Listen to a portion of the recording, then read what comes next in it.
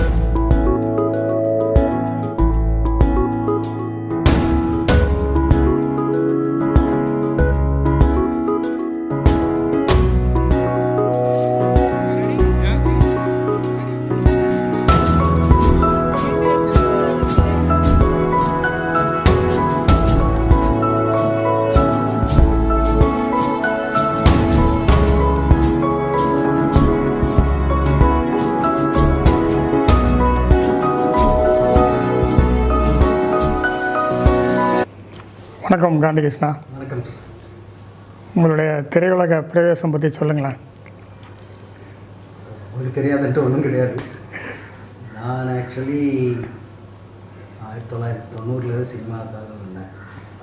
சிறுகதைகள் தான் எழுதிட்டு இருக்கும்போது சின்ன சின்ன சிறுகதைகளை எழுதிட்டு இருந்தேன். அப்போது சினிமாவில் அசிஸ்டன்ட் டைரக்டர் சேரணும் அப்படின்னு இருக்கும்போது தான் PN மேனன் அப்படின்னு சொல்லிட்டு மலையாள டைரக்டர், மலையாளத்தில் ரொம்ப பெரிய டைரக்டர், அதாவது தேவர் மகன் படம் பண்ண பரதன் சாருடைய குரு சித்தப்பா கூட ரெண்டு பேருமா ஆர்ட் டைரக்டர்ஸாக வந்து டைரக்டர் ஆகணும். ஸோ அவர்கிட்ட வந்து ஒரு சிவசங்கரி மேடனுடைய மூக்கணாங்கைன்னு ஒரு நாவல், அதை வந்து ஒரு சீரியலாக பண்ணணும் அப்படின்னு சொல்லிட்டு அதுக்கு டயலாக் எழுதுறதுக்காக என்னை கூப்பிட்டுருந்தார். ஸோ அதுதான் என்னுடைய முதல். அவர்கிட்ட அந்த சீரியலுக்கு வந்து 13 எபிசோட்ஸ் தூர்தர்ஷனில் வந்து அதுக்கு நான் டைலாக்ஸ் எழுதினேன். அதுதான் என்னோடய முதல். அதுக்கப்புறம் வந்து அசிஸ்டன்ட் டைரக்டர் சேரணும் அப்படின்னு சொல்லும்போது தான் வந்து நான் வந்து எங்கெங்கேயோ இப்படி தேடி பிடிச்சிருக்கும்போது உங்களுடைய அறிமுகம் கிடைச்சிது. உங்களுடைய அறிமுகம் கிடைச்ச உடனே தான் நீங்கள் என்ன எடுத்துகிட்டு போனீங்க வந்து பவித்ரன்கிட்ட வந்து இன்ட்ரடியூஸ் பண்ணி வச்சிங்க. அவர்கிட்ட கதை சொல்லி தான் ஜாயின் பண்ணேன். கிட்டத்தட்ட வந்து காலங்காலத்தில் 4 மணிக்கெல்லாம் அவர் சொல்லுவார் கதை சொல்லி. காலங்காலத்தில் 4 மணிக்கெல்லாம் குளிச்சுட்டு போய் போகிறோம். அதுக்கப்புறம் அவர் வந்து வருவார் 4:00 6 வரைக்கும்னு சொல்லிட்டு 2-3 நாள் சொன்ன ஒரே கதையை. அந்த கதையினுடைய பேஸ் தான் வந்து கிட்டத்தட்ட பம்பாய் கதையினுடைய கதையும் அதனுடைய சேம் ஒரு இந்து முஸ்லீமுடைய இதை வச்சு அது 3 நாள் அவருக்கு வந்து ஒரு 2 மணி நேரம் ஒரு டீட்டெயில் சொல்கிறதுல அவர் ரொம்ப இம்ப்ரெஸ் ஆகிட்டு அதுக்கப்புறம் என்ன சேர்த்துட்டார். அதுக்கப்புறம் அவர் ஒர்க் பண்ணிருக்கும்போது வந்து அதுக்கப்புறம் ஐ லவ் இந்தியா டிஸ்கஷன் போயிட்டு இருந்தது. இந்து படத்தினோட டிஸ்கஷன் போயிட்டு இன் பிட்வீன் வந்து ஏ வெங்கடேஷ் சங்கருடைய அறிமுகம் அவங்களாம் அங்கே வந்து கோ டைரக்டர் அசிஸ்டன்ட் டைரக்டர் அவங்களோட அறிமுகம் கிடைக்கும்போது வந்து ஜென்டில்மேன் படம் வந்து கமிட் ஆகிட்டு பாதி ராத்திரிக்கு வந்து இது மாதிரி எனக்கு படம் கிடைச்சிருக்கு, கொஞ்சம் ஒர்க் பண்ணிக்கலாம்னு கேட்டாங்க. எனக்கு ஏன்னா ஆல்ரெடி வந்து பரதன் இது பவித்ரன் சார் வந்து ப்ரூவ்டு டைரக்டர். ஏன்னா அந்த சூரியன் படம் சூப்பர் டூப்பர் ஹிட், அதுக்கு முன்னாடி வசந்த கால படம் ஹிட்டு, இப்போ அடுத்து பெரிய பட்ஜெட்டில் வந்து இது பண்ண போகிறாரு. வந்து சீர்தூக்கி பார்க்கும்போது வந்து நிஜமாக அந்த பெரிய ரேஞ்சில் வந்து பெரிய பட்ஜெட்டாக படம் பண்ணிருக்காரு. அதெல்லாம் இருந்திருக்கணும். பட் என்னுடைய இது வந்து தாட் ப்ராசஸில் வந்து எடுக்கின்றது கூப்பிட்ட உடனே வந்து எனக்கு வந்து எனக்கும் சங்கருக்கும் இவங்களுக்கெல்லாம் வந்து இந்த வேவ் லென்த் கரெக்டாக மேட்ச் ஆகிடணும் ஒரு ஃபீல் இருந்தது. ஸோ அந்த கரெக்டாக அந்த வேவ் லென்த் மேட்ச் ஆச்சு. உடனே வந்து ராத்திரி ஒரு 12 மணி இருக்கும். ராணி நாளில் வீடு இருந்தது. அப்போ வந்து சரி நான் வரேன். வந்தால் என்னுடைய கொஷின் என்னாட்டது அப்போவே வந்து நான் கட்டட் ஆகிட்டு பேசிட்டேன். ஸோ அதுக்கப்புறம் வந்து இந்த மாதிரி வந்து நீ ஃபஸ்ட் அசிஸ்டன்ட் டைரக்டரில் ஓகே அப்படின்னு சொல்லிட்டு ஜென்டில்மேன் முடித்த உடனே அதுக்கப்புறம் காதல் நான் ஸ்டார்ட் பண்ணோம். ஏ வெங்கடேஷ் வெளியில் போய்ட்டு அவர் அசோசியேட் டைரக்டராக அவர் வெளியில் படம் பண்ணுறதுக்கு போயிட்டு பிறகு வந்து அந்த பொசிஷனுக்கு வந்து நான் வந்துட்டேன். ஸோ 2வது படத்துலேயே நான் வந்து அசோசியேட் இணை இயக்குனர். இணை இயக்குனர். அதுக்கப்புறம் இந்தியன் படம் முடிச்சிட்ட பிறகு அதுக்கப்புறம் ஜீன்ஸோட டிஸ்கஷனெல்லாம் முடிச்சது. டிஸ்கஷனெல்லாம் முடிஞ்ச பிறகு வந்து தனியாக படம் பண்ணணும் அப்படின்னு சொல்லிட்டு வெளியில் வந்துட்டு 96, 97 அப்புறம் வந்து என்ஜினியர்னு சொல்லிட்டு ஒரு படம் ஆரம்பித்தேன். அரவிந்த் சாமி, மாதிரி ஒரிஜினலாக அந்த கதை வந்து நான் வந்து கமல் சாருக்காக தான் பண்ணி வச்சிருந்தேன். கமல் சாருக்காக பண்ணது கிடையாது. கதை பண்ணி வச்சுருந்தா வந்து நான் இந்தியனில் வந்து நான் கூட ரைட்டர் ஒரு டைலாக் சொல்லி கொடுக்குறது இது எல்லாமே நான். அங்கே ஆரம்பத்தில் பவித்ரன் சொன்ன கதை என்ன, அதை நீங்கள் படம் பண்ண முயற்சி பண்ணீங்களா? இல்லை அந்த கதையை நான் எழுதி வச்சுட்டு அதுக்கப்புறம் பம்பாய் படமெல்லாம் வந்துட்டதுனால நான் அந்த சப்ஜெக்ட் அப்படி தூக்கி. ஓகே. ஏன்னா அதோட 2 பேஸும் ஒரே பேஸ். அதாவது வந்து ஒரு இந்துவுக்கும் முஸ்லீமுக்கும், அதாவது எங்கள் ஊர் சைட்லலாம் பார்த்தீங்கன்னு வச்சுக்கோங்களேன், மாமா மச்சாண்ட கூப்பிட்டுருவாங்க. அதாவது 2 பேருக்குமே வந்து மத பிரச்சனைகள்ன்றதே கிடையாது. ஒரு சுச்சுவேஷனில் பார்த்தீங்கன்னா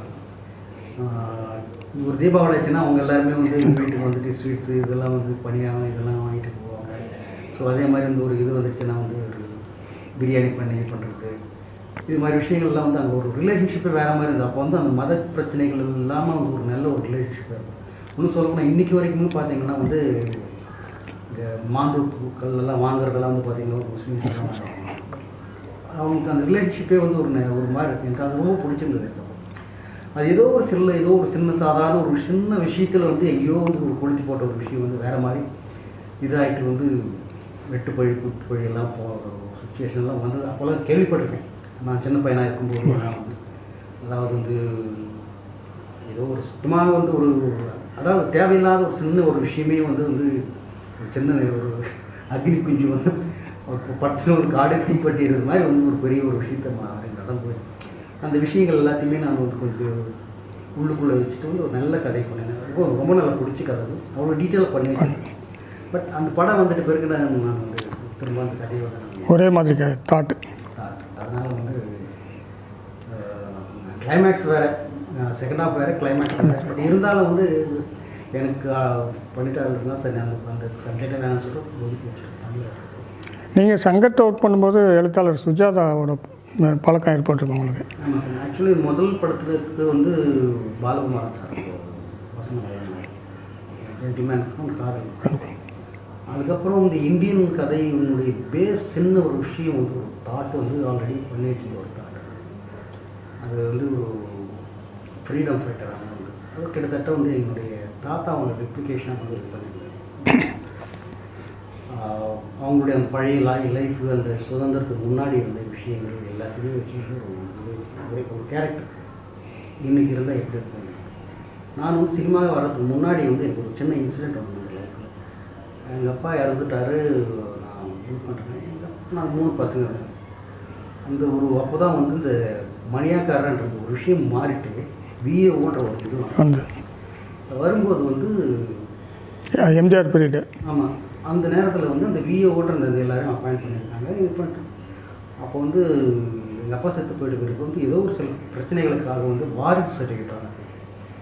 எங்கள் தம்பிங்களை ரொம்ப சின்ன பசங்க. அப்போ நான் 10th 11th படிச்சுருக்கேன். 11th படிச்சுருக்கேன். ஸோ இந்த வாரிசு சர்டிஃபிகேட் வாங்கிறதுக்காக நான் பட்ட அவஸ்தைகள் இருக்குதுன்னா அது இன்றைக்கும் சொன்னால் நிச்சயமாக வந்து ஒரு கொலவெறி எனக்குள்ள இன்றைக்கும் இருக்குது. அந்த விஏஓ மேலே இன்றைக்கி வரைக்கும் எனக்கு அது ஆறவே இல்லை. நீ தான் வந்து ரங்கனுடைய பையன்றது என்ன ப்ரூவ், என்ன கேள்வி? இந்த கேள்வி அதாவது வந்து உலகத்திலவே வந்து ரொம்ப மோசமான ஒரு இது என்னென்னா வந்து ஒரு பாஸ்டர்ன்ற ஒரு வார்த்தையை சொல்லுவாங்க. அது உலகத்தில் எல்லோருமே இருக்கும். ஏன்னா வந்து அதுக்கு காரணம் என்னென்னா வந்து தன்னுடைய அம்மா பற்றி அப்படின்னு சொல்லிட்டு எல்லா உயிர்களும் நம்புது. அதையே வந்து கொச்சப்படுத்த மாதிரி ஒருத்தன் கேள்வி கேட்கணும் அப்படின்னும் போது எனக்கு இவ்வளோ கோவம். அந்த கோவத்தினுடைய வெளிப்பாடு தான் வந்து இந்தியன் கதை. நான் வேறு ஒரு ரேஞ்சில் பண்ணியிருந்தேன். ஸோ அது வந்து நான் வந்து ஒரு சின்ன பையனை இருக்கிறத விட வந்து ஒரு வயசான ஒருத்தவங்க இதுக்கு வந்து தகுதி யாருக்கு தகுதி வேணும் வரணும். இந்த நாட்டுக்காக உழைச்சவன், இந்த நாட்டுக்காக இது பண்ணணும், தியாகம் பண்ணணும், அவங்களுக்கு தான் அது வரணும் அப்படின்னு சொல்லிட்டு அப்படி ஒரு தாட்டாக வச்சுக்கணும். அப்போ வந்து அதுக்கப்புறம் அதில் தான் இந்த ஃப்ரீடம் ஃபைட்டு அப்போ வந்து நிறைய படிக்க ஆரம்பிக்கும் போது வந்து நேதாஜி சுபாஷ் சந்திர போஸனுடைய இது சுதந்திர போராட்டத்தில் நடந்த விஷயங்கள், மாப்போசியினுடைய சுதந்திர போராட்டம் பற்றி நான் ஒரு கிட்டத்தட்ட 2 வால்யூம் மேலே எழுதியிருக்காரு. அது மாதிரி எக்கச்சக்கமான புக்கும் படிக்கும்போது அதில் இருந்து எனக்கு கிடைச்ச சில விஷயங்கள் எல்லாத்தையுமே இன்னும் அசம்பிள் பண்ணி ஒரு நல்ல ஒரு சப்ஜெக்டாக பண்ணிட்டேன். அந்த அந்த சப்ஜெக்ட் தான் இந்தியனாக பண்ணோம். இந்தியன் பண்ணும்போது வந்து பாலகுமாரன் சார், சுஜாதா சார்கிட்ட வந்து அப்போ வந்து சுஜாதா சார் வந்து ரத்தம் ஒரே நிறம்னு நினைக்கிறேன். குமுதத்தில் தொடர்கதை எழுதி அது ஒரு சர்ச்சையாச்சு. ஆமாம், கொஞ்சம் ஸ்டக் ஆகிட்டு வந்து மறுபடியும் வேறு ஏதோ பேரில் எழுதினாருன்னு நினைக்கிறேன். அப்போ அந்த இது வந்து நான் அப்பப்போ படிச்சுட்டு இருந்ததுனால வந்து அவருக்கு அந்த சுதந்திரத்தை பற்றியான சுதந்திர போராட்ட காலத்தில் அந்த ஹிஸ்ட்ரி வந்து ரொம்ப டீட்டெயிலாக இருந்தார். சிம்பிளாகவும் டீட்டெயிலாக இருந்தார். அதனால் வந்து சுஜாதா சார் எங்களுக்கு எந்த ஒரு பழக்கமெல்லாம் கிடையாது. பட் அவர் பெரிய ரைட்டர்ன்றது தெரியும். பட் பாலகுமாரன் சார்கிட்ட இருக்கிற ஒரு க்ளோஸ்னஸ் அவர்கிட்ட சரி அப்படின்னு சொல்லிட்டு வந்து நான் தான் வந்து ஷேக்கர் கிட்ட வந்து சஜஸ்ட் பண்ணேன். இது மாதிரி இந்த கதைக்கு வந்து சுஜாதா சார் ட்ரை பண்ணி பார்ப்போம் அப்படின்னு சொல்லிட்டு வந்து அதுக்கப்புறம் அவர்கிட்ட போய் பேசி இது பண்ணி அவரு வேறு மாதிரி ஏதாவது ஒரு பிடிச்சிருந்து நான் பண்ணுறேன், அவ்வளோதான். அவர் வந்து எந்த ஒரு பணத்தை டிமாண்ட் பண்ணுறதோ அது மாதிரி கிடையாது. அவர் பிடிச்சிச்சுன்னா நான் அதை ஒர்க் பண்ணி கொடுத்துருவார். அதுக்கப்புறம் நீ காசு கொடுக்குறியா அதை பற்றி வந்து அவர் திங்க் பண்ணதும் கிடையாது, கேட்டதும் கிடையாது. எனக்கு தெரிஞ்சவங்க கேட்டதும் கிடையாது. அதுக்கப்புறம் வந்தார். வரும்போது வந்து அந்த வந்த பேருக்கு வந்து என்னுடைய விஷயம் வேறு மாதிரி ஆகிடுச்சு. அவர் வந்த பேருக்கு எப்படி விஷயம் வேறு மாதிரினா, முதல்ல வந்து அப்போல்லாம் வந்து விண்டோஸ் எல்லாம் அறிமுகமே எல்லாம் போய் கம்ப்யூட்டர் வாங்க சொல்லிட்டார். ஏன்னா அவருக்கு வந்து அதில் கையில் எழுதுறதுலாம் எனக்கு இதாகிடுச்சு. நான் வந்து டைப் தான் பண்ணுவேன், எனக்கு அதனால் வந்து கம்ப்யூட்டர் வேணும்னு சொல்லிட்டார். அது டாஸ் பேஸ் கம்ப்யூட்டர். ஸோ அது வாங்கிட்டு வந்து வச்சுட்டு பேருக்கு வந்து, ஏன்னா அவருடைய கையெழுத்து வேறு வந்து எழுதுன கூட அந்த கையெழுத்து புரியாது, யாருக்குமே புரியாது. அது எனக்கு தான் வந்து இந்த பழைய எனக்கு புரிஞ்சு போய் எனக்கு ஒருத்தங்க மட்டும் தான் அவருக்கு எழுதி நல்லா புரியும். அதுக்கப்புறம் சரி இது எல்லாருக்கும் பிரச்சனை. ஏன்னா இப்போ நான் வந்து மற்ற வேலைகள் எல்லாமே பார்த்தேன். ஒன்லி ஸ்கிரிப்ட் மட்டும் பார்க்குறதுனா பரவாயில்ல. வந்து ஒரு அசோசியேட் டைரக்டர் அப்படின்னா மற்ற வேலைகள் காஸ்டியூம்ஸில் இருந்து மற்ற விஷயங்கள் எல்லாமே பார்க்க வேண்டியதுனால கம்ப்யூட்டர் கேட்டாங்க. கம்ப்யூட்டர் வாங்கி வச்சோம். அப்புறமா கம்ப்யூட்டர் வாங்கி வச்ச பிறகு சின்ன சின்ன விஷயங்களை நிறைய சொல்லி கொடுத்துப்பார் அவர். அதாவது வந்து எப்படி இது ஆப்ரேட் பண்ணுறதுலேருந்து இது அவரும் சொல்லி கொடுப்பார். ஒரு சரி டைப்பிங்கெல்லாம் ஒன்றும் வராது. டைப்பிங்கெல்லாம் எதுக்கு இங்கே பாருங்கள், இதில் ஒரு கோடு இருக்கா, இதில் ஒரு கோடு இருக்கா, எஸ்ஸில் கோடு இருக்கா, அதை வந்து இந்த 2 விரலில் வந்து அப்படி தேய்ச்சி பாருங்கள், கண்ணை முடிட்டு அதான் அங்கே வந்து விரலை வந்துடணும், 2 ஆள்காட்டு விரலும். மற்றபடி அப்படி எல்லாம் போட்டு இப்போட்டு ஆட்டோமேட்டிக்காக வந்துடும். அவர் வந்து இப்படியெல்லாம் எடிட் பண்ணுவார் கீபோர்டில். பட் அவர் சொன்ன அந்த பிரகாரமாக வந்து நான் வந்து ட்ரை பண்ணி எனக்கு வந்துச்சு அந்த பழைய டைப் ரைட்டிங் அந்த இது இருக்கு இல்லைங்களா, அந்த கீபோர்டு எனக்கு ஃபுல்லாக பழைய போச்சு. ஸோ தமிழ் இங்கிலீஷ் வந்து கிட்டத்தட்ட வந்து இந்தியன் ஷூட்டிங் போகிறதுக்கு முன்னாடி எங்கள் கம்ப்யூட்டரும் வந்து திறமாயிடுச்சு. அது இது ஒரு ஸ்பீடு வந்துச்சு. ஸோ அது ஒரு பெரிய ப்ளஸ் பாயிண்ட் ஆகிடுச்சு. அதுக்கப்புறம் நிறைய படிப்பு. அதுக்கப்புறம் வந்து அவருடைய கடைசி காலம் வரைக்கும் எனக்கும் அவருக்கும் நல்ல ஒரு ரிலேஷன்ஷிப் பண்ணது வந்து அது அவ்வளோ க்ளோஸ். கிட்டத்தட்ட வந்து அவருக்கு வந்து சிவாஜி டிஸ்கஷன் டைமில் எல்லாமே வந்து கொஞ்சம் உடம்பு சரியில்லாமல் இருக்கும்போதெல்லாம் வந்து அவருக்கு வந்து ட்ரெஸ் பண்ணி விடுற வரைக்கும் நான் தான் பார்ப்பேன். இதில் எல்லாம் வந்து தேக்கடியில் தான் ரூம் போட்டு டிஸ்கஷன் பண்ணுவேன். அவருக்கு ரூமுக்கு ஒரே ரூமில் படுத்துனா கூட பக்கத்தில் வந்து வராடல் வந்து படுத்துட்டு அவருக்காக வெயிட் பண்ணிருப்பேன். ஏன்னா எழுந்திரிச்சு போகிறது வர்றதெல்லாம் நான் தான் சப்போர்ட்டிங்கே அப்படின்ட்டு. ஸோ அதனால் என் மேலே பயங்கரமாக ஒரு அஃபெக்ஷன் இருக்குது. அவருடைய நாவல் நீங்கள் படமாக எடுத்தீங்களா?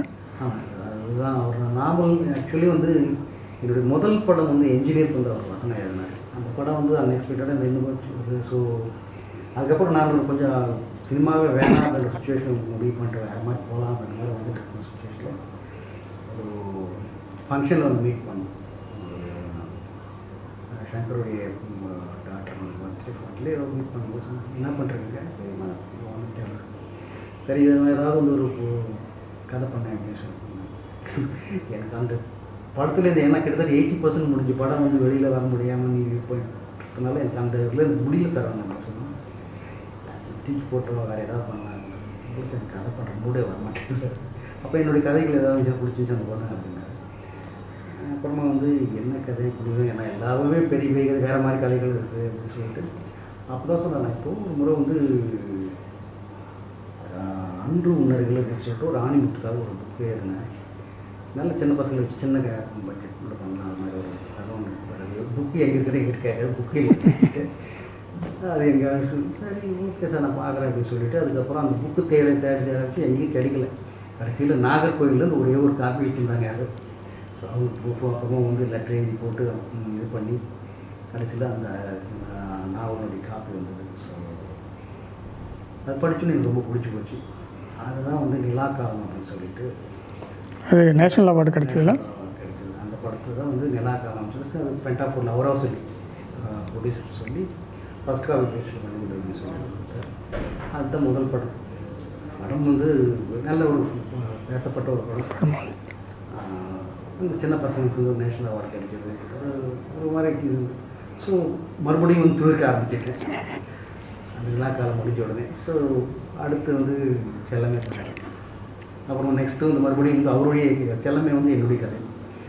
அப்புறமா இது பிரிவோம் சந்திப்போம் கதை தான் ஆனந்த தாண்டவம்னு சொல்கிறார். அது சுஜாதா சாருடைய கதை. அமெரிக்காலலாம் ஷூட் பண்ணீங்க. சுஜாதாவோட அந்த கதையை நீங்கள் எடுத்து அவார்டு வந்து சென்ட்ரல் கவர்மெண்ட் அவார்டு. அதுக்கப்புறம் என்ன உங்களுடைய படங்கள்? அப்புறம் வந்து வேறு கதைகளெல்லாம் நிறைய பண்ணிட்டு இது பண்ணிட்டு அப்ரோச் பண்ணிருக்கும்போது வந்து வெங்கி அப்படின்னு சொல்லிட்டு அவர் ஃப்ரெண்ட்ஸ் அவர் ஸ்பெஷல் எஃபெக்ட்ஸ் எல்லாம் பண்ணுறாங்க. அவர் வந்து சரி இது மாதிரி வேறு ஒரு படம் பண்ணலாம் அப்படின்னு சொல்லிட்டு வந்து சொல்லியிருந்தார். அப்போ தான் வந்து செல்லமே ஆக்சுவலி ஒரிஜினலாக செல்லமே கிடையாது. முதல்ல நான் பண்ண கதை இந்த ஜிஜே ஃபிலிம்ஸ்க்காக வந்து ஒரு கதை பண்ண சொன்னாங்க. நான் வந்து நந்தலாதன் அப்படின்னு சொல்லிட்டு ஒரு கதை.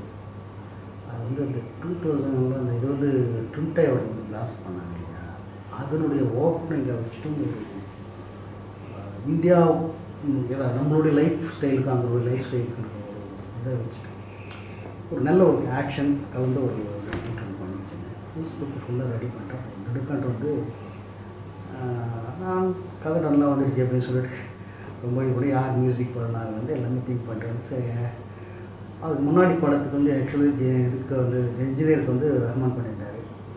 சரி ஆர்எஸ் ஜெயராஜ் வரைக்கும் கொஞ்சம் நல்லா வந்துட்டுருக்கா. சரி ஆர்எஸ் ஜெயராஜ் பண்ணான்ற மாதிரி எல்லாம் போயிட்டுருப்போம். அப்புறமா வந்து விஷாலை வந்து விஷால் வந்து ஆக்ட் பண்ணியிருக்கேன். விஷாலுடைய அண்ணா ஆல்ரெடி வந்து படத்தில் நடிச்சிருக்காரு. பார்த்த பிறகு வந்து திடுக்கட்டு வந்து எனக்கு என்ன தோணுச்சுன்னா வந்து அந்த கதையில் வந்து கொஞ்சம் வெயிட் அதிகமான ஒரு கதை. வெயிட் அப்படின்னா வந்து ஒரு ஒரு ஆக்ஷன் கதைன்றதை விட மீறி வந்து அதில் வந்து எமோஷனல் ரொம்ப அதிகமான ஒரு அது ஒரு நீ ஃபேஸை வச்சுட்டு பண்ண முடியாது. இந்த எமோஷனலை வந்து கேரி ஓவர் பண்ணுறதுக்கு வந்து ஒரு நல்ல பர்ஃபார்மன்ஸ் வந்து நல்ல ஒரு இது வேணும். அதில் அமெரிக்காவில் வந்து ஆக்சுவலி அந்த ட்வின் டவர் வந்து பிளாஸ்ட் ஆகும்போது அவங்க கிட்டத்தட்ட வந்து 72வது மாடியில் ஒர்க் பண்ணிருக்கோம். வேலையில் இருந்து போயிட்டு அங்கே வேலை செஞ்சுட்டு இருக்கோம். ஒரு கிராமத்துலேருந்து போன ஒருத்தவங்க அங்கே வேலை செஞ்சுட்டு இருக்காங்க கதை ஆரம்பிக்கும். ஸோ அதில் வந்து நிறைய விஷயங்கள் இருக்கும். அந்த விஷயங்கள் எல்லாமே கேரி ஓவர் பண்ண முடியுமா அப்படின்ற ஒரு சின்ன டவுட் வந்து வந்துச்சு. அதுக்கு கூட வந்து டிஸ்கஷனில் போயிட்டு இருந்த அசிஸ்டன்ட் டைரக்டர்ஸும் வந்து அதை ஃபீல் பண்ண ஆரம்பித்தாங்க. சார் எனக்கு கொஞ்சம் பயமாக இருக்குது சார். ஸோ எனக்கு உள்ளுக்குள்ளே ஒரு இது இருந்தால் கூட வந்து ஒரு நடிக்க ஏன்னா அதுக்கு முன்னாடி சின்ன பசங்களெல்லாம் வச்சு நடிக்க வச்சு எடுத்ததுனால எனக்கு எல்லாத்தையுமே வந்து ஹேண்டில் பண்ண முடியுன்ற கான்ஃபிடென்ட். ஏன்னா சினிமாவுக்கே சம்மந்தமில்லாத பசங்களை வச்சு எடுத்தேன் அந்த நிலாக்காலம் படம். அதனால் வந்து ஒரு எனக்கு உள்ளுக்குள்ள ஒரு கான்ஃபிடென்ட் யாரை வேணுமாலும் நடிக்க வச்சோ அங்கே வேலை வாங்கிட்டு என்னால் பண்ண முடியும்ன்ற ஒரு கான்ஃபிடென்ட் இருந்தாலும் வந்து கூட இருக்கிற அசிஸ்டன்ஸ் எல்லாம் அந்த கொஞ்சம் இந்த பயத்தை வந்து கொஞ்சம் கலைஞர் விடுறதுக்குள்ள வந்து உள்ளுக்குள்ளே இருந்த பயம் கொஞ்சம் அதிகமாக. சரி என்ன பண்ணலாம் அப்படின்னு சொல்லிட்டு வந்து இது பண்ணிட்டு அதுக்கு வந்து திடுக்கண்டு ஒரே ஒரு நாள் நைட்டுக்குள்ளே வேறு ஒரு கதை வந்து பண்ணி ஒரு பாதி ஃபுல் கதை பண்ணியிருந்தா அந்த கதையில் வந்து பாதி மட்டும் அப்படியே எடுத்துகிட்டு மீதி கதையை அப்படியே வந்து மாற்றி சந்திரநாட்டு கதை வந்து கிட்டத்தட்ட சாயந்தரம் 6 மணிக்கு ஆரம்பித்து மறுநாள் காலங்காத்தால் வந்து 8 மணிக்கெல்லாம் வந்து ஃபுல் ஸ்கிரிப்ட் ரெடி ஒரு நைட்டுக்குள்ளே எழுதி முடிச்சிட்டேன். எழுதி முடிச்சுட்டு வந்து சுஜாதா சார்கிட்ட எடுத்து போய் கொடுத்துட்டேன். சுஜாதா வந்து இதில் வந்து பாதி எழுதிட்டார். நான் கொடுத்த நந்தலாலா கதையில் வந்து பாதி எழுதி முடிச்சிட்டார். ஸோ பாதி எழுதி முடிச்சுட்டு என்ன திடுக்கட்டு வந்து இப்படி தூக்கி கொண்டு போடுறேன். பாதி எழுதி முடிச்சாச்சு, இதை எடுத்துகிட்டு போகிறேன். இது எடுத்துகிட்டு போய் ஒன்றும் பண்ண முடியாது. இது அப்படியே வச்சுக்குவோம், எப்போ பின்னாடி யூஸ் ஆகும். அது கரெக்டு தான். எல்லாத்தையும் எழுதுது எல்லாமே யூஸ் பண்ண முடியுமா, எங்கன்னா இது வேறு எவ்வளோ ரூபத்தில் வந்துடும் அப்படின்னு சொல்லிட்டு அதுக்கப்புறம் அது எழுத ஆரம்பித்தார். அதுதான் செல்லமை கதை.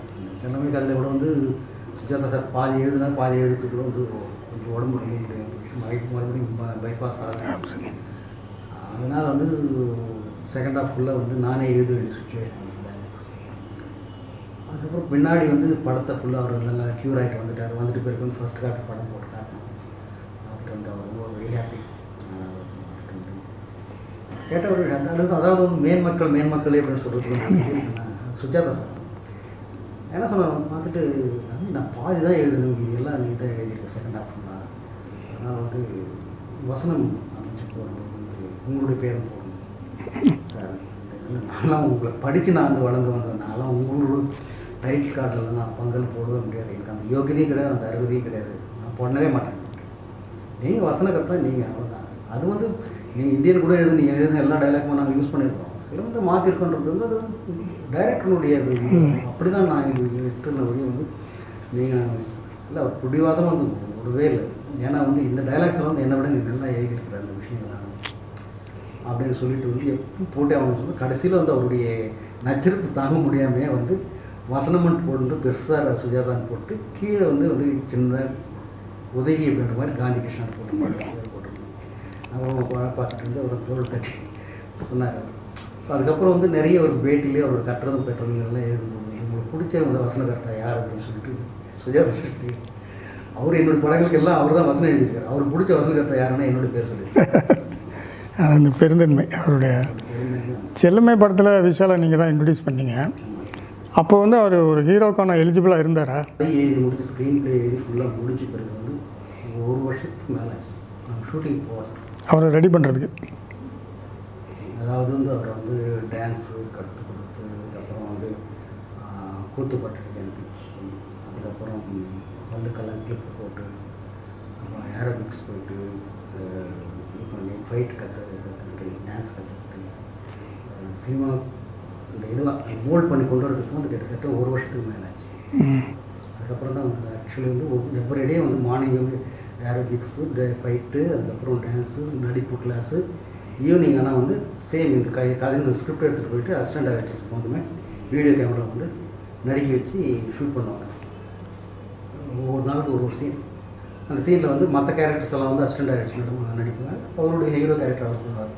இவர் டெய்லி வந்து ஒரு நாளைக்கு ஒரு சீன் இதே மாதிரி ஒரு 6 மாதம் ஃபுல்லாக வந்து ஷூட் பண்ணிட்டு அதுக்கப்புறம் திரும்ப இங்கே எடுத்து போட்டு பார்த்து அதில் என்னென்ன கரெக்ஷன் இருக்குது அப்படின்னு சொல்லிட்டு உட்கார வச்சு சொல்லி இது நல்ல ஒரு ஒர்க் பண்ண வச்சு எக்கச்சக்கமாக. அது என்ன, அது ஒரு பெரிய ஒரு அட்வான்டேஜ் என்ன ஆகிடுச்சுன்னா எனக்கு அந்த நிலா காலத்தில் கொடுத்த நல்ல எக்ஸ்பீரியன்ஸ். அதாவது என்னென்னா வந்து சின்ன பசங்களுக்கு வந்து ஷார்ட் இங்கே வச்சுட்டு இப்போ பாரு அப்படி பாரு நம்ம வந்து சொதப்பிடுவாங்க. அதனால் என்ன பண்ணேன்னா வந்து ஃபுல் இது வந்து அவங்க அப்படியே ப்ராக்டிஸ் பண்ண வச்சுட்டு அந்த அந்த ஐஸ் வாங்குது இந்த சீன் இருந்தால் நடிங்க அப்படின்னு சொல்லிட்டோம்னா போதும், இந்த சாக்லேட் வாங்குற சீன் நடிங்க அப்படின்னா உடனே அந்த ஃபுல் சீன் அடிச்சிடுவாங்க. நடுவில் பிரேக்கெல்லாம் போட மாட்டாங்க, பிரேக் போட்டோம்னா குழம்பிடுவாங்க. அதனால் அவங்களை நடிக்க வச்சு நான் கேமரா மாற்றி வச்சுட்டு அது மாதிரி கிட்டத்தட்ட வந்து இந்த ஃபுல் படமே வந்து எனக்கு வந்து தலைக்கீழ மனப்பாடம் இருக்குது. ஹீரோ டைலாக்ஸ்லேருந்து எல்லாமே இதாகிடுச்சு. அதுக்கப்புறம் வந்து ஷூட்டிங் போன பேருக்கு வந்து கேவி ஆனந்த் சார் வந்து அவர் நல்ல ஒரு பெரிய சப்போர்ட்டிங் கேமரா. அவருக்கு எனக்கு வந்து பெரிய பழக்கமெல்லாம் கிடையாது. முன்னாடி அவர் போட்டு என்னை பற்றி நிறைய கேள்விப்பட்டிருக்காரு. என்னோட முதல் படத்துக்கு வந்து அவங்களோட குரூப் தான் அவர் பிஎஸ்சி சார். அப்போ அவர் வந்து காக்கி அப்படின்ற ஒரு படம் பண்ணிருக்காரு ஹிந்தியில். அப்போ 70 lakhs rupees அவர் சம்பளம் அந்த படத்துக்கு.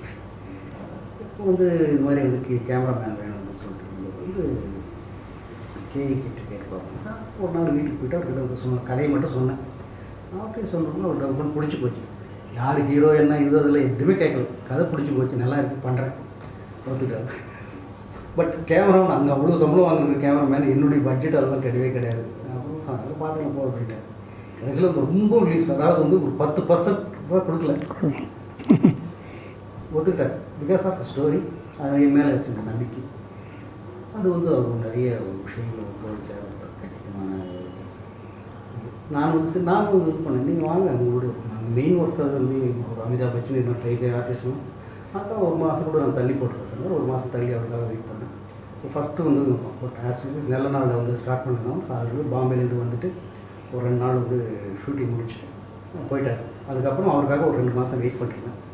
அதுக்கப்புறம் வந்த பிறகு வந்து ரொம்ப ஸ்மூத்தாக போயிட்டு இருந்தது ஷூட்டிங்லாம் வந்து எந்த ஒரு அது வந்து ஒரு இன்வால்மெண்ட் ஆஃப் டெக்னீஷியன்ஸ் அவர் அவ்வளோ இன்வால்மெண்ட். ஸ்பாட்டுக்கெல்லாம் வந்து ஒரு சத்தமாக இருக்காது ஸ்பாட்டில். அசிஸ்டன்ட் டைரக்டர்ஸ் வேலை பார்த்துட்டு இருப்பாங்க, எந்த வேலைலாம் பார்த்துட்டு இருப்பேன். கேமராமேன் என்ன சீன் ரூம் முன்னாடி நாளே கேட்டுறேன். அவர்கிட்ட ஒரு காப்பி கொடுத்துட்டு இருந்தேன். Script copy. சார் நாளைக்கு இந்த சீன் எடுக்க போகிறார் சும்மா அவர் வரும்போது படிச்சுட்டு வந்துடுவோம், ஒரு ரிவைஸ் பண்ணிட்டு வந்துடுவோம். நான் ஃபுல்லாக படிச்சுட்டு தான் பட் இருந்தாலும் ஒரு ரிவைஸ் பண்ணிட்டு வந்துடுவோம். மாற்றோடனே கேமரா வச்சுட்டு லைட் பண்ணிட்டு வந்து அதை போயிட்டு ஸ்மூத்தாக போனது. சங்கருடைய இந்தியன் 2 எந்த அளவுக்கு ஸ்கிரிப்ட் ஒர்க்கு உங்களுக்கு நீங்கள் இன்வால்வ் ஆகிருக்கீங்க, அதை பற்றி எதுவும் சொல்ல முடியுமா? இன்வால்மெண்ட் அப்படின்னா வந்து பார்ட் 2 நல்லா பண்ணியிருந்தார் ஒரு வருஷத்துக்காக. ஸோ அதனுடைய ஃபுல் ஷூட்டிங் ஸ்கிரிப்ட் வரைக்கும் ரொம்ப டீட்டெயில்ஸாக ஃபுல்லாக போட்டு எழுதி ஒரு லொக்கேஷன் ஃப்ரீஸ் பண்ணுற வரைக்கும் நான் ஒர்க் பண்ணேன். ஸோ நல்லா வந்தது, ஒரு பெரிய ரேஞ்ச் வர. ஸோ அது வரைக்கும் தான் அதில் தெரியும். பட் நல்லா வந்தது, ஸ்கிரிப்ட் நல்லா வந்தது. என்னுடைய இது வந்து பழைய முன்னாடி எப்படி ஒர்க் பண்ணுறதோ அது மாதிரி இந்த ஸ்க்ரீன் பிளே அண்ட் டயலாக்ட் இது எல்லாமே மட்டும் ஃபுல்லாக எழுதி அது வந்து ஒரு பைண்ட் பண்ணி ஒரு ஸ்கிரிப்டாக கொடுத்துட்டு வெளியில் வந்தாச்சு. ஸோ அதுக்கப்புறம் அதனுடைய எந்த பிரச்சனையும் இல்லை, நான் தலையிடவும் இல்லை, எனக்கு அதிகமாக இப்போ செல்லமே படத்தில் விஷால் நீங்கள் தான் இன்ட்ரடியூஸ் பண்ணீங்க. இப்போ அவர் ஒரு முன்னணி ஹீரோவாக இருந்துகிட்ருக்காரு. ஸோ அவரை வச்சு நீங்கள் அடுத்து மூவ் பண்ணுறது ஏதாவது ப்ராஜெக்ட் பண்ணுறது ஐடியா இருக்கா? சார் இல்லை சார், என்ன வந்து நம்ம அறிமுகப்படுத்தணுன்றது தான் வந்து நம்மளுடைய இதுவே வழியை வந்து அடுத்த படம் பண்ணணும் அப்படின்றது வந்து கதை. அவர் ஹீரோ ஆகிட்டாரு, நான் டைரக்டர், அதில் வந்து எந்த ஒரு மாற்றமும் கிடையாது. ஸோ அவருக்கும் தோணணும், எனக்கும் தோணணும். ஸோ என்கிட்ட இப்போ என்னால் வந்து வச்சு ஒரு படம் பண்ண முடியும்னா நான் கண்டிப்பாக ஒரு பெரிய ஹிட் படத்தை என்னால் பண்ண முடியும். இன்றைக்கி இருக்கிற வந்து ஒரு பாடி லாங்குவேஜ் தகுந்த மாதிரி நான் வந்து நான் என்னுடைய படங்கள்ன்றதை விட நான் ஒர்க் பண்ண படங்கள் வந்து பெரிய பெரிய ஹீரோஸ் ஒர்க் பண்ணியிருக்கேன். இன்றைக்கி இருக்கிற பெரிய ஹீரோஸ் எல்லாமே நான் ஒர்க் பண்ணியிருக்கேன். கமல் சார், ரஜினி சார், அரவிந்த்சாமி, இது மாதிரி பெரிய பெரிய ஆர்டிஸ்ட், அர்ஜுன் சார், எல்லாரோடையும் நான் ஒர்க் பண்ணியிருக்கிறதுனால I had the experience and என்னால் நிச்சயமாக பண்ண முடியும். பட்டு அது சரியான வந்து சூழ்நிலைகள் அமையலை. நடுவில் ஒரு முறை வந்து ஒரு 2-3 வருஷத்துக்கு முன்னாடி ஒரு முறை எதார்த்தமாக மீட் பண்ண சொன்ன ஒரு லைன் ஒன்று சொன்ன பிடிச்சிருக்கு, ரொம்ப பிடிச்சிருக்கு சார். நான் வந்து பாண்டிச்சேரி ஷூட்டிங் மீட் பண்ணேன் யதார்த்தமாக. ஒரு வந்த உடனே வந்து நான் கூப்பிட்றேன், மீட் பண்ணுறேன். ஸோ இன்னும் பாண்டிச்சேரியிலேருந்து வரல. விஷால் பாண்டிச்சேரியிலே தங்கிட்டாரா? 3 வருஷம் ஆச்சு. அதனால் வந்து அப்போவே நம்மளுக்கு புரிஞ்சு போச்சு. ஸோ எதுக்கு நம்ம இவ்வளோலாம் அவ்வளோ பெரிய இதெல்லாம் வாங்க கிடையாது. அது வந்து சினிமா என்பது நம்ம தொழில், அவ்வளோதான். அது வாழ்க்கையில் வாங்க கிடையாது. வேறு வேறு விஷயங்கள் நிறைய இருக்குது. என்ஜினியர் பண்ண நீங்கள் முதல் பண்ண என்ஜினியர் படத்தில் ரகுமான் நல்ல சாங்ஸ் எல்லாம் போட்டிருந்தார். இப்போ அது வேறு படங்களில் நீங்கள் யூஸ் பண்ணலாமே சார்? வேறு படங்களை யூஸ் பண்ணாங்கிறது எப்படி என்ன வந்து இது வந்து அது கதையோடு வந்து பின்னி பிணைஞ்ச ஒரு சாங்ஸ். ஒரு சுச்சுவேஷனில் வைரமுத்து சார் வந்து கலைக்கிருக்காரு. ஆக்சுவலாக அதில் வந்து நான் நிச்சயமாக வந்து அவர் செக்கச்சவந்த மண்ணிட்டு ஒரு சாங் எழுதியிருக்காரு. அந்த பாட்டுக்காக கண்டிப்பாக ஒரு நேஷ்னல் அவார்டு கிடைக்கும், மறுபடியும் கிடைக்கும்னு சொல்லிட்டு அப்போவே நான் எதிர்பார்த்தேன். அவருக்கும் அந்த ஒரு நம்பிக்கை இருக்குது. அந்த இதில் வந்து அவ்வளோ ஒரு நல்ல சாங்ஸ் எல்லாமே சுச்சுவேஷ்னல் சாங்ஸ். இது எப்படின்னா அந்த சுச்சுவேஷ்னல் சாங்ஸ்ன்றதுனால வந்து அது வந்து வேறு படத்தில் எடுத்து வச்சா இது எப்படின்னா வந்து இது ஒரு இதுக்கு ஒரு குழந்தையுடைய கையை பிச்சு இன்னொரு குழந்தைக்கு வைக்கிற மாதிரி தான் இருக்கும் ஒழிய அந்த ஒரிஜினாலிட்டி போயிடும். ஸோ அதனால் அதை டிஸ்டர்ப் பண்ணாமே நான் வச்சுட்டு இருக்கேன். அது அப்படியே இருந்துட்டுமே அப்படின்னு சொல்லிட்டு அது கலைக்கு வந்து எனக்கு மனசு வரல. எனக்கு ஏன்னா பயன்படுத்தணும், இது வந்து ஒரு பிஸ்னஸாக பண்ணணும் அப்படின்னு சொன்னால் வந்து ஓகே ரஹ்மான் மியூசிக் இருக்குது, எங்கிற 3 சாங் இருக்குது, வந்து டியூன் இருக்குது, உடனே அப்படின்னு சொல்லிட்டு ஒரு ப்ரொடியூசரை பிடிச்சி ஒரு படம் பண்ணி வந்து காசு பண்ணிட்டு செட்டில் ஆகிட்டு எனக்கு அந்த தோணலன்றதை விட வந்து வேணாம், அதுக்கு அவ்வளோதான் அது. ஸோ அது அப்படியே இருந்துட்டு போயிட்டுருந்தது அப்படின்னு சொல்லிட்டு இப்போவும் நான் அந்த சாங்கல் கேட்கும்போதெல்லாம் வந்து நடுவில் கூட வந்து வைரமுத்து சார் கிட்ட வந்து பழைய இது வீடியோ வருஷன் கிட்ட இருந்ததெல்லாம் போட்டு பார்க்கும்போது ஐயோ நான் எழுதியிருக்கிறேன் இவ்வளோ இப்படி இருக்கேன்னு சொல்லிட்டு அது அந்த பாட்டை வந்து பண்ண ஒரு 15 ஒரு ராகவேந்திரனுடைய ஒரு பழைய சினிமா ஆர்டிஸ்ட் ஒருத்தர், அவருடைய பொண்ணு தான் பாடியிருக்கா. அப்போ 15 வயசு அந்த பொண்ணு. அதுக்கு இன்றைக்கி வந்து குழந்தை குட்டிக்கு வந்து ஒரு 40 கல்பனா இல்லை அதான் பாடியிருக்கு. பார்த்துட்டு வந்து சாங்ஸ்க்கு பார்த்துட்டு எக்ஸைட் ஆகிட்டாங்க. ஸோ அது மாதிரி இருந்த சில விஷயங்கள் இருக்குது. அந்த எக்ஸைட்மெண்ட் அப்படியே இருந்துட்டு அது. இப்போ உங்களுடைய அடுத்த கட்ட நடவடிக்கை சினிமாவில் நிறைய கதைகளுக்கு ஸ்க்ரீன் பிளே வந்து வித்தியாசமாக சார். இது என்ன பிரச்சனைகள் ஏற்படுனாலும் வந்து சில சரியான வந்து சந்தர்ப்ப சூழ்நிலைகள் அமையும் போது வந்து ஒரு நல்ல கதைகள் நல்ல படங்கள் பண்ண முடியும் அப்படின்னு சொல்ல நம்பிக்கை இருக்குது. பட் அதனுடைய சரியான சந்தர்ப்பத்துக்காக வெயிட் வெயிட் பண்ணி. இன்னொன்று வந்து எனக்கு சுஜாதா சார் இருக்கும்போது சில விஷயங்கள் சப்போர்ட்டிவாக இருந்தது. நான் அவர் வந்து நான் சும்மா இருந்தவங்க வந்து அவர் எதாவது எனக்கு போட்டு போட்டுகிட்டே இருப்பார். அதான் சொல்லுவார், நிலாக்காலம் பண்ண வைக்கிறதே ரீசன் அவர் தான். ஒரு பெட்டா போடுறது எனக்கு சொல்லி இது மாதிரி எனக்கு வந்து அதுக்கப்புறம் ஒவ்வொரு விஷயத்துக்குமே வந்து ஸோ இப்போ கரெக்டான ஒரு சில ஒரு அப்ரோச் பண்ணுறதுக்காக சில வழிமுறைகள் கிடச்சி இது பண்ணும்போது ஒரு நல்ல படங்கள் எல்லாம் பண்ண முடியும். ஏன்னா ஸ்கிரிப்ட்ஸ் ஒரு 7-8 ஸ்கிரிப்ட் ஃபுல் ஸ்கிரிப்ட் பண்ணிகிட்ருக்கேன். ஒரு எல்லா வகையான ஸ்கிரிப்ட்ஸும் பண்ணிகிட்ருக்கேன். சரியான ஒரு சந்தர்ப்பம் பண்ணலான்னு சொல்லுவேன். ஏன்னா நானாக வந்து தேடி போய் வந்து வாசலில் உட்காந்துருக்கிறது கிடையாது. பட் கரெக்டான சந்தர்ப்பம் வாங்கிச்சு கண்டிப்பாக அதை பயன்படுத்திக்கலாம். வாழ்த்துக்கள். உங்களுடைய சினிமா பயணம் வெற்றி அடைய ஃப்ளாஷ்பேக் நாயர்கள் சார்பிலும் என் சார்பிலும் வாழ்த்துக்கள் தெரிவித்துக் கொள்கிறேன். தேங்க்யூ. நன்றி.